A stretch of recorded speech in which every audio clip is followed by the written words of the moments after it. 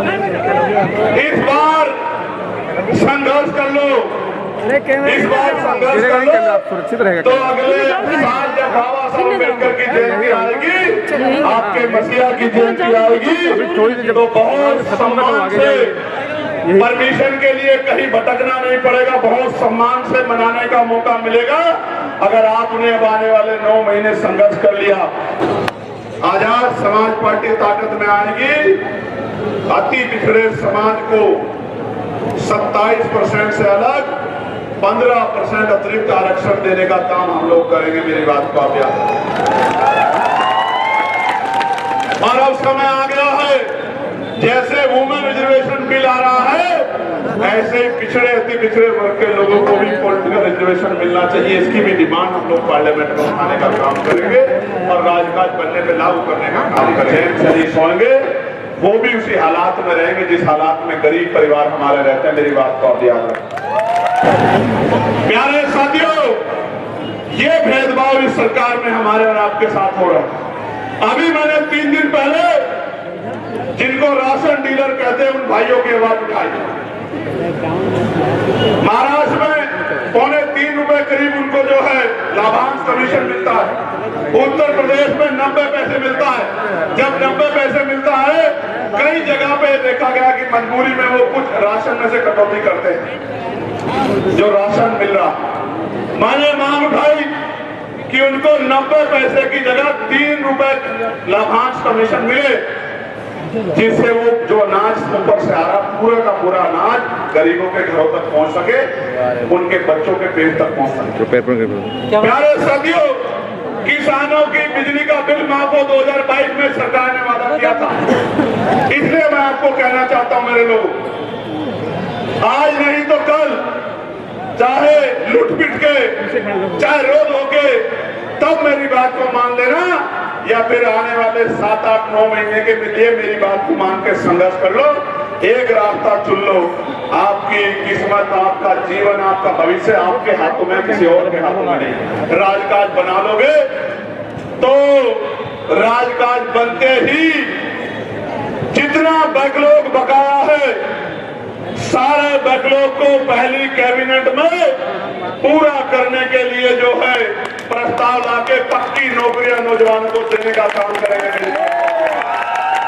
बिजली का बिल माफ करेंगे, उनका कर्ज माफ करेंगे। अभी 5-6 दिन पहले मैंने पार्लियामेंट में जोर शोर से आवाज उठाई कि आप कह रहे थे बिजली का बिल माफ करेंगे, आप कह रहे थे हम उनका जो आमदनी दोगुनी कर देंगे, आप कह रहे थे कर्ज माफ करेंगे। ना तो बिजली का बिल माफ हुआ, ना कर्ज माफ हुआ, ना इनकी आमदनी दुगनी हुई।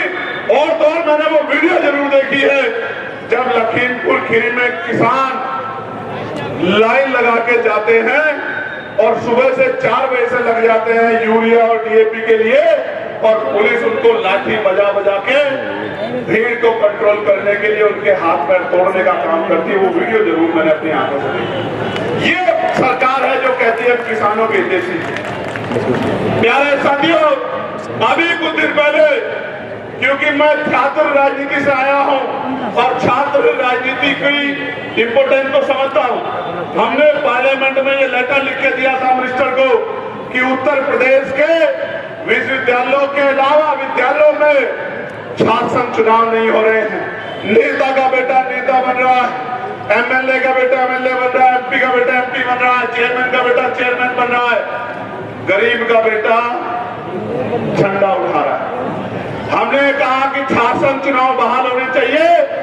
जो गरीब प्रतिभाएं ग्रामीण क्षेत्रों की वो विद्यालय से सीख के आएंगी, और जब सीख के आएंगी तो एमपी एमएलए बन के, चेयरमैन बन के अपने लोगों के, अपने क्षेत्र के हालात को बदलने का काम करेंगे। और मैं आपको विश्वास दिलाता हूं, हमारी पार्टी पढ़े लिखे नौजवानों को, चाहे वो गरीब परिवारों के क्यों ना हो, उन तमाम नौजवानों को मौका देगी जिनके अंदर लड़ने की क्षमता है। जिला लोकसभा और विधानसभा में कि वो जाए और अपने क्षेत्र की समस्या का हल विधानसभा लोकसभा में जाके करने का काम करे। नौजवानों को पर्याप्त हिस्सेदारी आजाद समाज पार्टी आने वाले विधानसभा चुनाव में, पंचायत चुनाव में देगी। मेरी बात को आप याद रखें।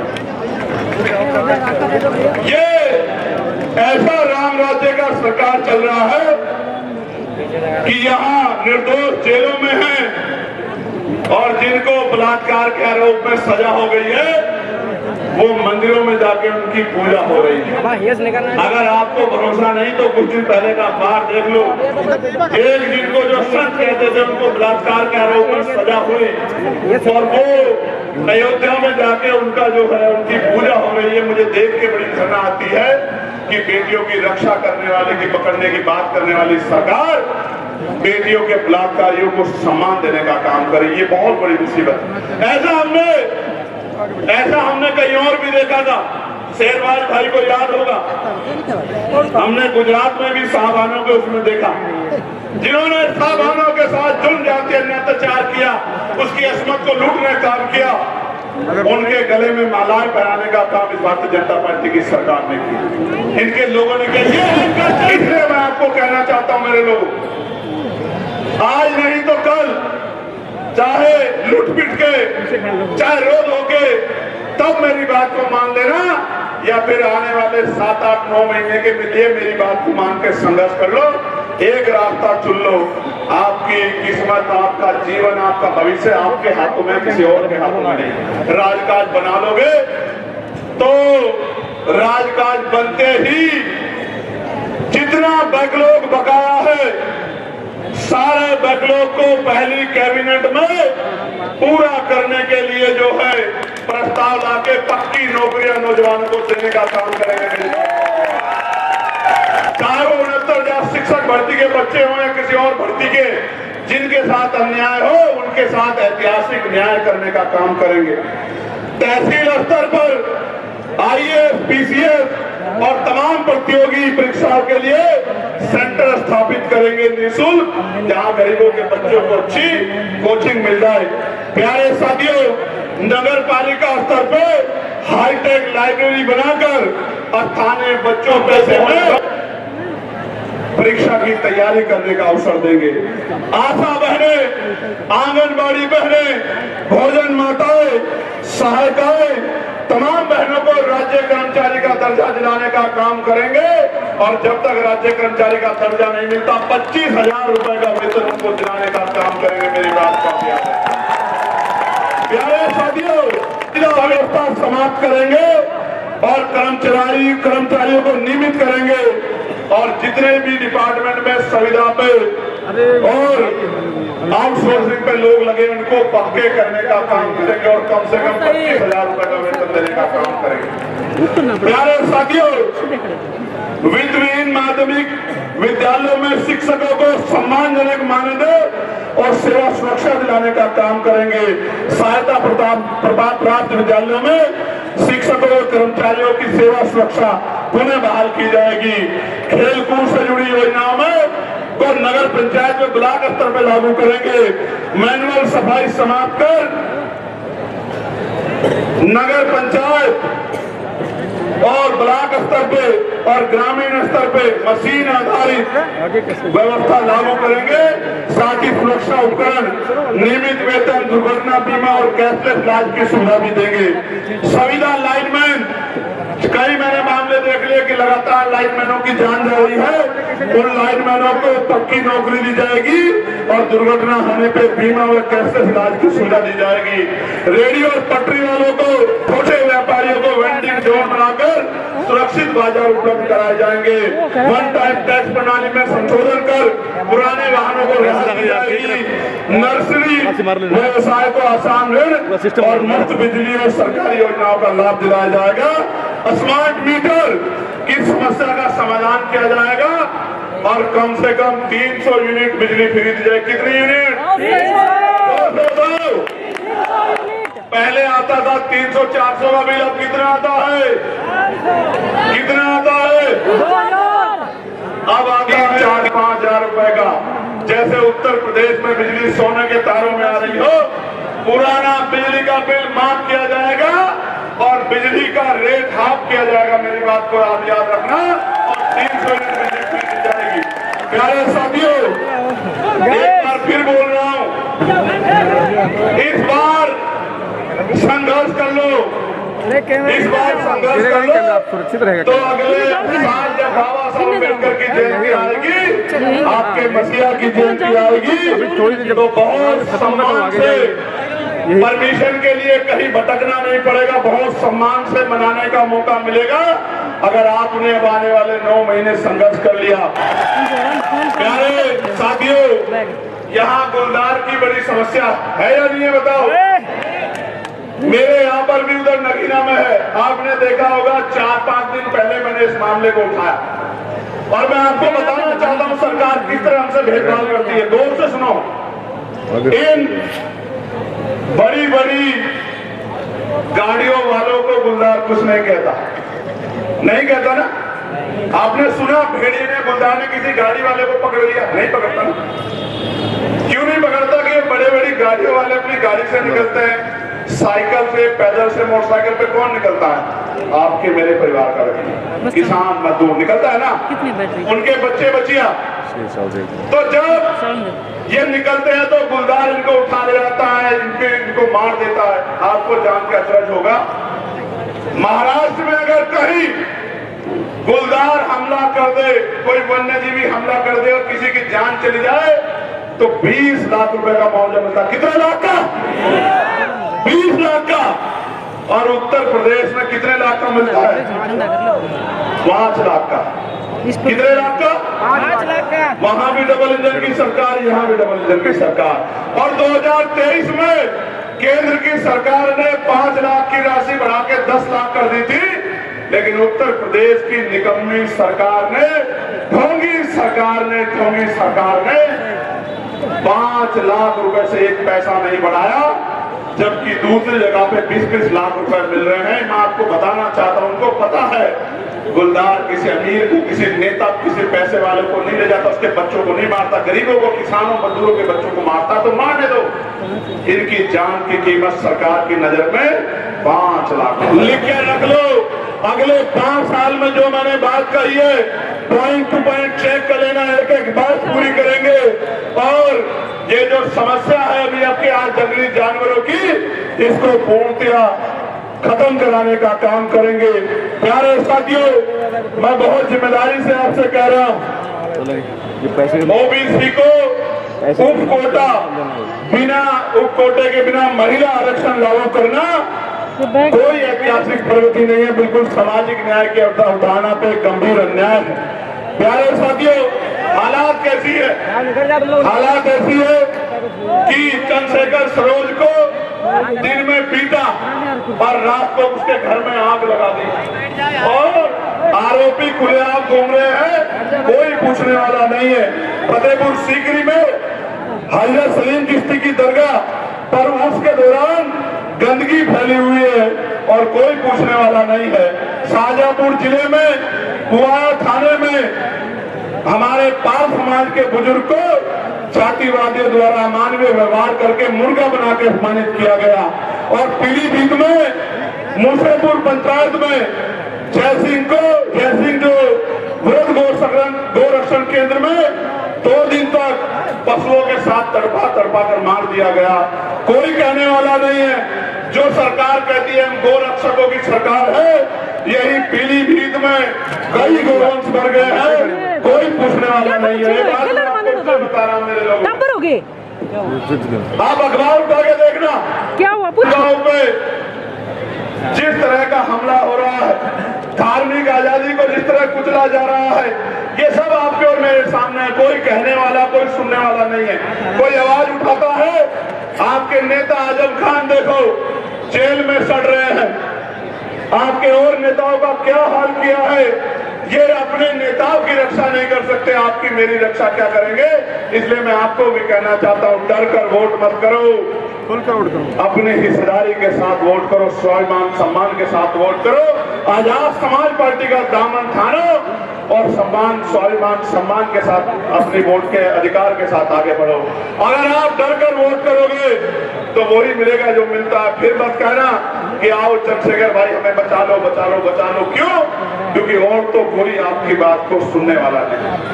आप ट्रैक करके देखो, मैं आपसे कह रहा हूं, अल्पसंख्यक आयोग ने पिछले 11 साल में एक भी रिपोर्ट पेश नहीं की, एक भी रिपोर्ट।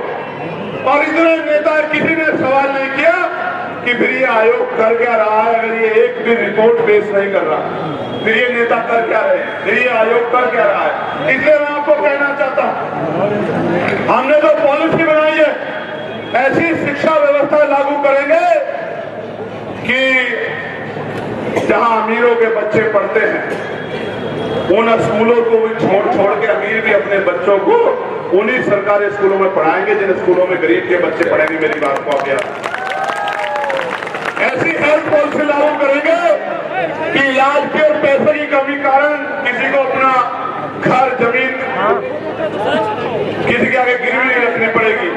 ऐसी कानून व्यवस्था लागू करेंगे कि गरीब किसान मजदूर को कोई जुल्म जाति का शिकार नहीं बना पाएगा। और मैं बहुजन मीडिया के भी अपने भाइयों बहनों का बहुत बहुत धन्यवाद करना चाहता हूँ। बहुत बहुत धन्यवाद भैया।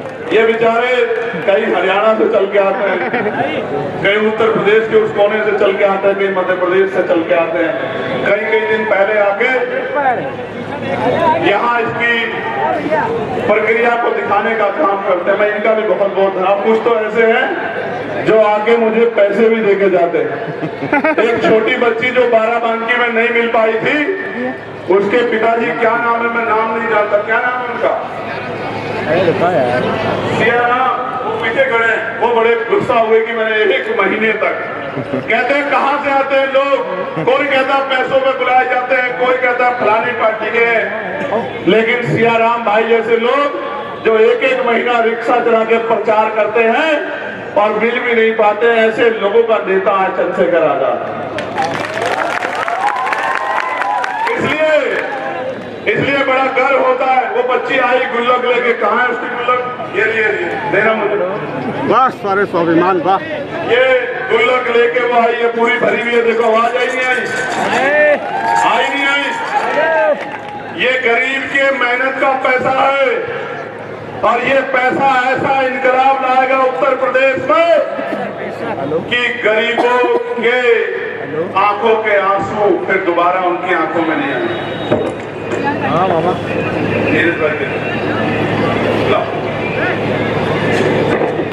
ये एक माँ है जो ये पैसे लेके आई। नोट की मोटाई इतनी बढ़ गई है कि वजन तोलोगे तो कई नोट के बराबर होगा। ये पसीना है गरीबों का, मजदूरों का पसीना। ये पैसा ऐसे नहीं आया।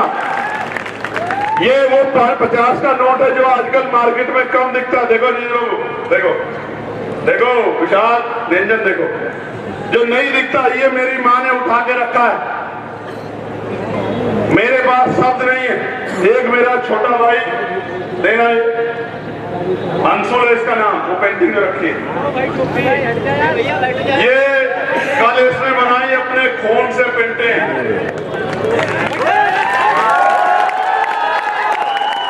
अभी मुझे आया देने के लिए कि भैया मैंने रात अपने ब्लड से ये पेंटिंग बनाई है। ये अंशुल है मेरा छोटा भाई। ये एक और गुल्लक जो है, हालांकि मेरे सिद्धांत ये है कि जो कमाते नहीं मैं उनसे पैसे लेता नहीं। जो लोग कमाते नहीं मैं उनसे पैसे नहीं लेता, क्योंकि मैं जो कमाते हैं उनसे ही हिस्सा लेता हूँ। इसलिए लेता हूं क्योंकि वो मेहनत करके पैसे कमा रहे हैं, लेकिन जो नौजवान उनकी लड़ाई लड़ रहा है, ना धूप देख रहा, ना छांव, ना आंधी ना तूफान, ना दिन ना रात, ऐसे लोगों को कार्यक्रम कराने के लिए किसी के आगे हाथ ना फैलाना पड़े, इसलिए मैं इन सब का दिल की गहराई से शुक्रिया अदा करता हूं, धन्यवाद करता हूं। और ये कहना चाहता हूं, इनको बुला दो बुला दो बुला दो बुला लिया आवाज। ये कहना चाहता हूं, 2-3 दिव्यांग भाई भी आए थे और वो भी अपनी तरफ से कुछ ना कुछ लेके आए थे। अभिषेक भैया, जो लोग जानना चाहते हैं मुझे ताकत कहां से मिलती है, मुझे हिम्मत कहां से मिलती है, मैं इनको बताना चाहता हूं। एक तो महापुरुष मुझे सोने नहीं देते, मुझे बार बार कहते उठ जा काम कर, लोगों के बीच में जा, उनको जगा ना इधर से नहीं। और दूसरा, मेरे ऐसे परिवार के लोग मेरी हिम्मत बढ़ाने का काम करते हैं। इस वजह से चंद्रशेखर आजाद को रोकना मुश्किल ही नहीं, नामुमकिन है। मेरी बात को आप याद कह रहा हूं अपनी माँ बहनों को, एक बार अवसर आने दीजिए, किसी गुंडे ने इतनी हिम्मत नहीं होगी मेरी बात नरेंद्र बाबू उठा के देख ले मेरी बात को आप याद रखें। और हवा में नहीं कह रहा हूँ, 1 साल बाद रजिस्टर चेक करा देना। अगर किसी थाने में किसी बहन बेटी के साथ अन्याय की एप्लीकेशन आ गई और एप्लीकेशन जिसके खिलाफ आई, अगर वो रात को अपने पैरों पे अपने घर में सो गया तो मैं मानूंगा कि चंद्रशेखर आजाद ने आपसे झूठ बोला, धोखा दिया आपको। मेरी बात को आप याद रखें।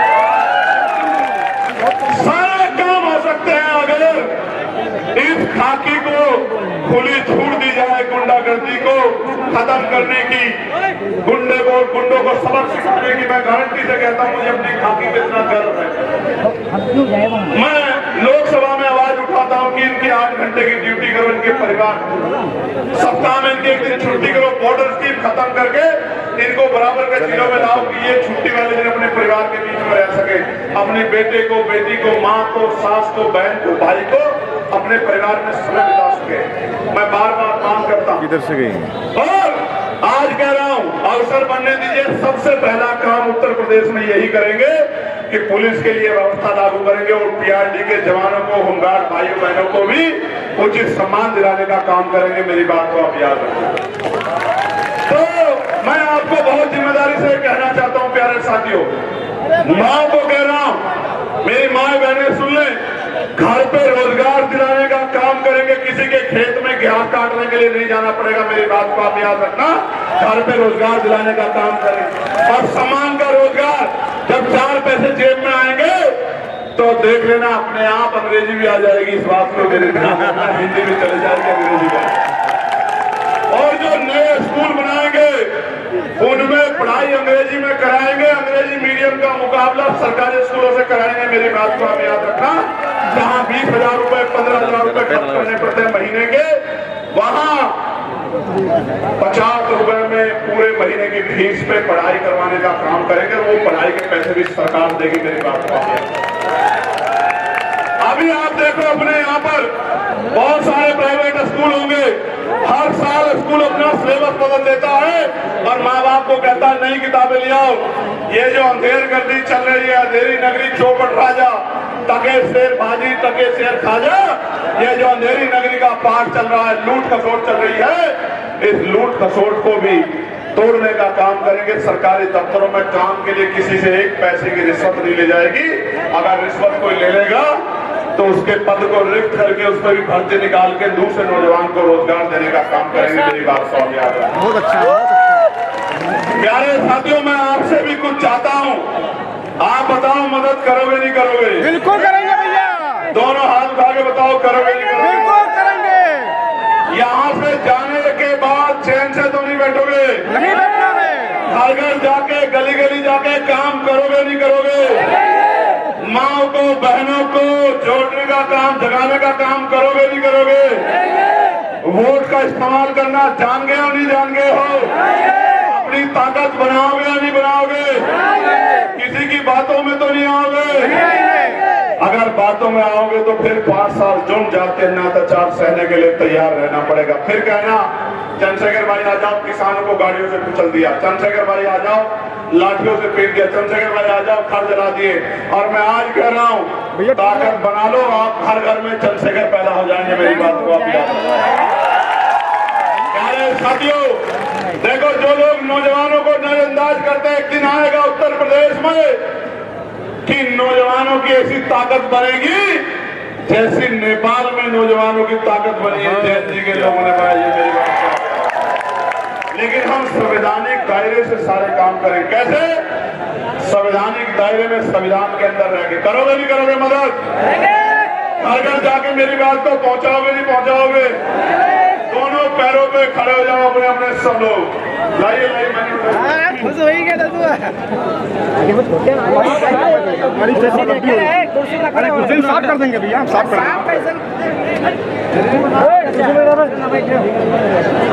सुंदरलाल जी, अरे कहाँ आई देखो तुम। इनका नाम ही सुंदर नहीं है, ये भी बहुत सुंदर है दिल के।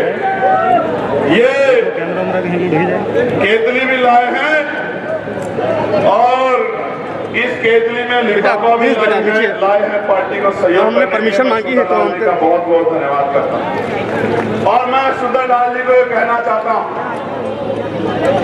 ये लड़ाई बहुत महत्वपूर्ण है। इस लड़ाई में काशीराम साहब कहते थे जो सहारा देगा वो इशारा भी देगा। अगर आप पूंजीपतियों से मदद लोगे तो आज की सरकार की तरह पूंजीपतियों के लिए काम करोगे, और अगर गरीबों से मदद लोगे, गरीबों को मालिक बनाओगे, अगर पूंजीपतियों को मालिक बनाओगे तो उनके हिसाब से काम करोगे, और अपना मालिक गरीब जनता को बनाओगे तो उनके हिसाब से काम करोगे। मैं आपको कहना चाहता हूं, हमारे मालिक तो आप हैं लोकतंत्र में, मदद करोगे नहीं करोगे? बिल्कुल करेंगे भैया। ऐसे मुट्ठी बंद करो, ऐसे आवाज दो, जय भीम, जय भारत, जय संविधान, जय मंडल, जय जोहर। एक घोषणा और बाकी है, घोषणा नहीं है, ये होगा।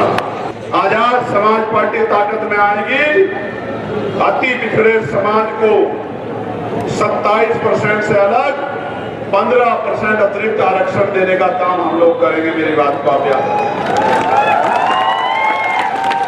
और अब समय आ गया है, जैसे वुमेन रिजर्वेशन बिल आ रहा है, ऐसे ही पिछड़े अति पिछड़े वर्ग के लोगों को भी पॉलिटिकल रिजर्वेशन मिलना चाहिए। इसकी भी डिमांड हम लोग पार्लियामेंट में उठाने का काम करेंगे और राजकाज बनने पे लागू करने का काम। प्यारे साथियों, आप इतनी गर्मी में छोटे छोटे साधनों से रात भर जाकर अपनी मेहनत की कमाई का पैसा लगाकर यहाँ तक आए हो, मैं दोनों हाथ मिला के आपको बहुत बहुत धन्यवाद करता हूँ। जय भीम कर।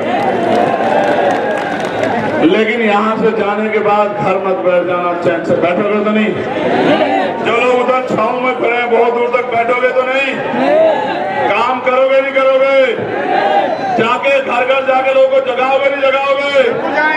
भाईचारा भोजन समाज में बनाओगे नहीं बनाओगे? किसी की बातों में आके गुमराह तो नहीं होंगे? कसम कसम कसम मत खाओ, ऐसे हाथ उठाओ, बस मुट्ठी बंद करो, दोनों हाथ की मुट्ठी बंद करो। आपकी मुट्ठी में आपकी शक्ति है। ऐसे बटन दबा दोगे तो क्या बन जाएगा? ऐसे बटन दबाओगे तो राज बन जाएगा, और राज बन जाएगा तो काज हो जाएंगे। मेरी बात पे आप ध्यान रखें। जिनका राज होगा उन्हीं के काज होंगे, याद रखना मेरी बात को। कुछ लोग खड़े एप्लीकेशन लेके उन अपनी समस्याओं की, मैं पुलिस के भाइयों से कहूंगा जिनके पास ऐसे लोग खड़े हैं वो उनकी कंप्लेंट कृपया हम तक पहुंचा दें। आजाद भैया अधिकारियों के पास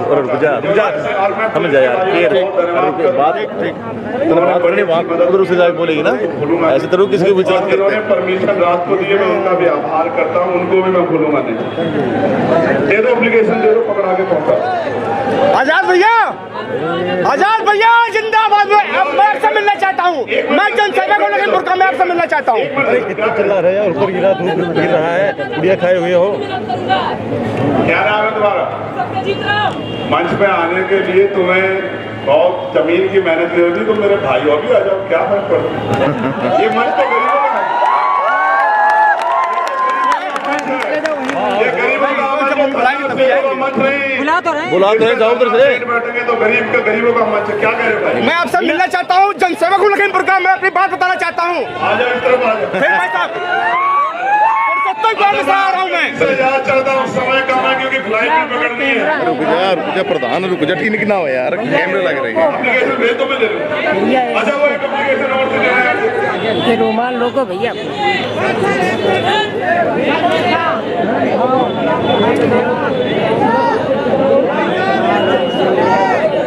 अब चलेंगे बाबा, चलेंगे, टेंशन मत लो, चलेंगे।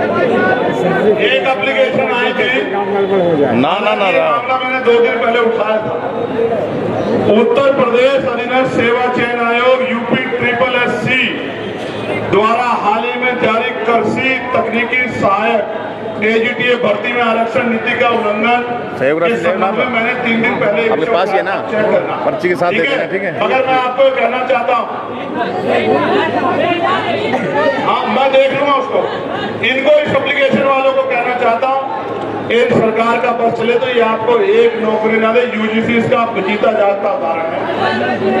UGC में जिन लोगों ने आपका वोट लेके भाईचारे की बात बात की थी, अपने आप को स्वघोषित नेता बताया था, एक नेता के मुंह से एक शब्द नहीं निकला मेरे कमजोर वर्गों के लोगों देख लो।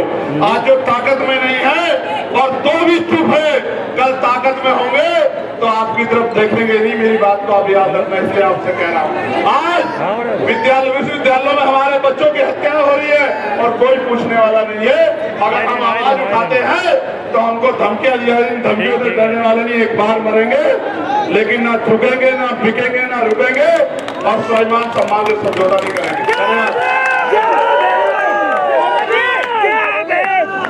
बहुत बहुत धन्यवाद माननीय राष्ट्रीय अध्यक्ष जी। आज आपने अपने विचारों से बहुजन समाज के रैली में आए हुए सभी लोगों को अवगत कराया।